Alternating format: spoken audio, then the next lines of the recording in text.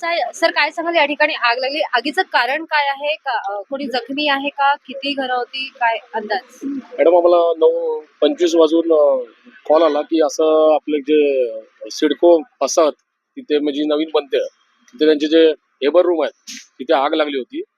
तर आग ही मोठ्या प्रमाणात होती आणि त्या लेबर रूमचे जे टेम्पररी रूम्स बांधलेत टेम्पररी शेडमध्ये ते मोठ्या प्रमाणात गॅस सिलेंडर होते व आणि त्यांच्या गाद्या वगैरे इतर सामान होतं. त्यामुळे आग विझवायला भरपूर अडचणी होत्या.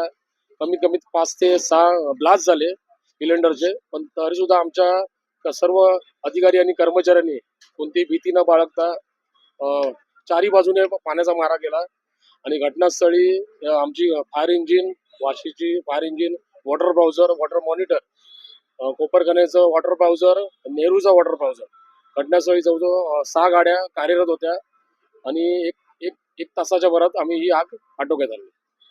काही जीवितहानी आहे का? जीवितहानी कोणत्याही परिस्थितीत नाही झाली कारण मोस्ट ऑफ जेवढे लेबर होते हे म्हणजे निघून गेले होते. म्हणजे भीतीच्या पोटी ते सर्व त्या घटनास्थळी कोणच नव्हतं.